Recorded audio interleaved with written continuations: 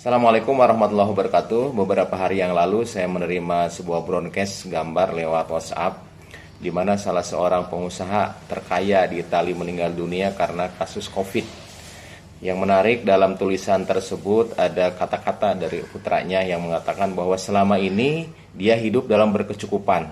Apapun yang dia inginkan, semahal apapun yang dia inginkan, kemungkinan dia bisa membelinya.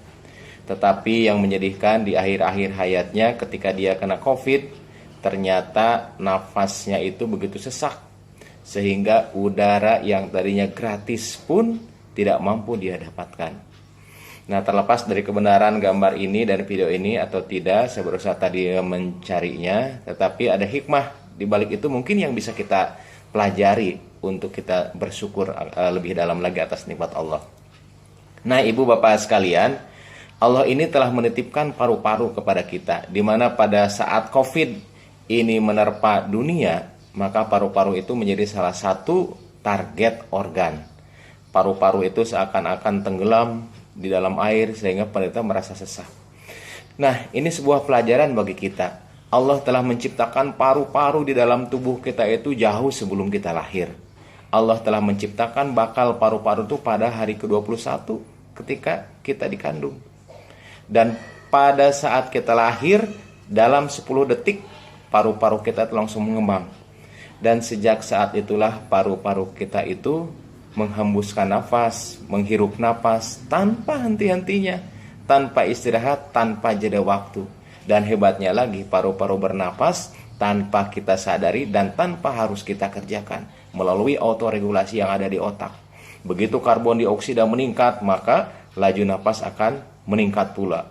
Begitu olahraga, begitu kebutuhan akan oksigen meningkat, tanpa kita suruh, paru-paru tetap akan meningkatkan kinerjanya supaya kebutuhan oksigen di dalam tubuh kita itu terpenuhi.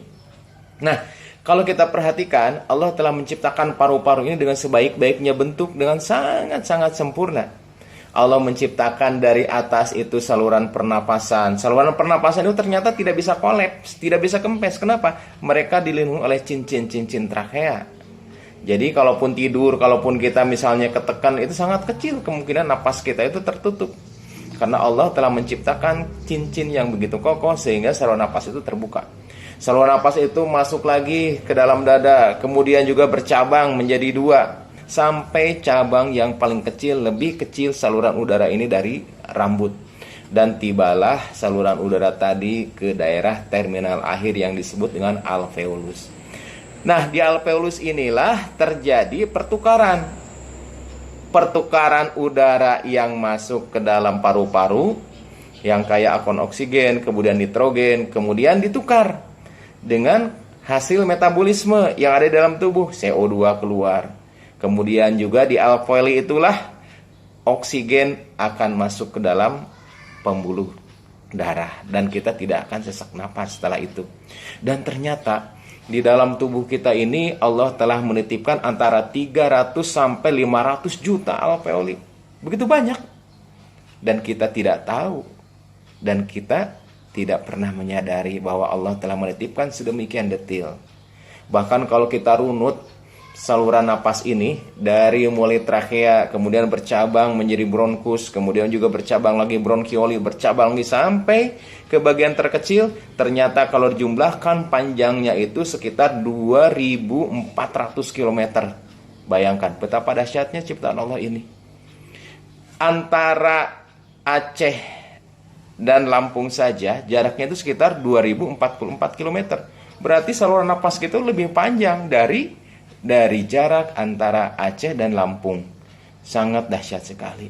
Dan kalau kita lihat alveoli yang Allah titipkan di dalam paru-paru kita ini, kalau diluaskan permukaannya kurang lebih antara 50 sampai 145 meter persegi, suatu jumlah yang sangat luas. Sementara sekarang kita tidak tahu bahwa Allah telah menitipkan fasilitas yang sangat dahsyat itu, dan sampai saat ini paru-paru belum ada gantinya. Jadi kalau operasi jantung sementara bisa dihentikan untuk apa? Dengan menggunakan mesin. Tapi kalau paru-paru tidak ada yang bisa menggantikan perfusi oksigen ke dalam tubuh manusia sampai saat ini. Dan Allah juga menitipkan otot-otot di dalam rangka dada kita untuk menarik napas, untuk memperluas dinding dada bagian dalam. Allah menitipkan 11 pasang musculus intercostalis interna, musculus intercostalis interna, externa. Kemudian Allah juga menitipkan diafragma untuk apa? Agar kita tuh bernapas. Dan hebatnya napas yang kita lakukan itu tanpa sepengetahuan dan tanpa sadar kita. Bisa sadar tapi jarangnya tidak sadar kita bernapas, sehingga kita tidak pernah lupakan untuk bernapas. Jadi itulah kehebatan-kehebatan Allah yang dititipkan kepada manusia. Jadi kalau kita nurunut lebih dalam lagi, memang kalau kita jumlahkan rata-rata orang dewasa bernapas itu sekitar 16 kali per menit. 16 kali napas, 16 kali napas. Kalau dijumlahkan per hari sekitar 23.000 kali kita bernapas. Suatu jumlah yang sangat besar. Bayangkan andai kata kita harus bernapas, kita harus sadar, maka sehari-hari mungkin kita hitung napas saja. Dan udara yang kita hisap rata-rata per hari itu antara 6,3 sampai 13 liter per hari. Andai kata kita jumlahkan mungkin ibaratkan galon aqua, galon air mineral itu sekitar 19 liter isinya. Mungkin sehari semalam kita memerlukan antara 492 sampai 1000 galon untuk napas tuh. Sedangkan sampai saat ini kita kasih gratis. Tapi alangkah jarangnya kan kita bersyukur. Dan ternyata udara yang masuk ke dalam saluran napas kita itu ternyata tidak bersih.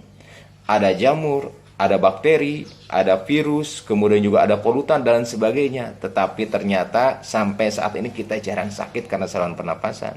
Kenapa? Allah menitipkan sistem pertahanan yang ada dalam tubuh kita. Begitu napas masuk, udara masuk lewat hidung, maka dia sudah disaring lewat bulu-bulu hidung. Begitu napas udara masuk lewat saluran napas bagian dalam, dia sudah dihangatkan supaya tidak terlalu dingin ke dalam. Begitu masuk lagi ke saluran napas ke trakea, di sana sudah disiapkan sistem pertahanan tubuh. Ada yang namanya bulu-bulu halus yang disebut dengan silia, dan Allah juga menitipkan lendir yang diproduksi oleh sel goblet yang di dalam saluran pernapasan. Lendir itu ternyata bukan sembarang lendir, tapi lendir itu juga mengandung antibiotik, mengandung antimikroba seperti defensins, kemudian antiprotease dan antioksidan. Itu lendir yang kita punya di dalam. Dan kemudian juga ada di sana ada sistem pertahanan tubuh berupa apa? Berupa neutrofil, kemudian juga ada imunoglobulin, T cell dan B cell di sana. Jadi sistem alutsista yang telah Allah titipkan untuk memproteksi tubuh kita ini dari serangan-serangan virus, infeksi, bakteri, kemudian juga fungi dan sebagainya, Allah telah titipkan, telah sediakan di dalam saluran napas ini. Dan semua ini tanpa kita minta, tanpa kita sadari, dan makanya kita jarang untuk bersyukur. Jadi kalau kita berbicara tentang gangguan saluran napas pada COVID, kita juga harus ingat bahwa telah diciptakan oleh Allah itu beberapa alutsista yang ada di dalam tubuh kita ini, dan sampai saat ini sangat jarang kita syukuri. Oleh sebab itulah marilah kita sama-sama mengambil pelajaran dari kasus-kasus demi kasus ini, bahwa selama waktu kita hidup berapa tahun ini, ternyata Allah lebih banyak menitipkan waktu sehatnya daripada waktu sakitnya. Dengan COVID ini Allah ingin menegur kita, yuk, udara yang tadinya bebas, yang tadinya kamu hirup sekitar 500 sampai 1000 galon per hari, kita sekarang merasakan betapa berharganya udara bebas ini.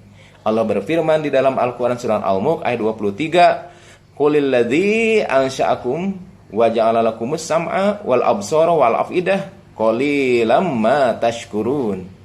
Jadi katakanlah, dialah yang menciptakan kalian, yang menjadikan pendengaran, yang menjadikan penglihatan, dan yang menjadikan hati nurani, tetapi sangat sedikit di antara kalian yang bersyukur. Maka dengan peristiwa ini, marilah kita banyak-banyak bersyukur agar Allah menambahkan nikmat sehat kepada kita dan menutup azab. Assalamualaikum warahmatullahi wabarakatuh.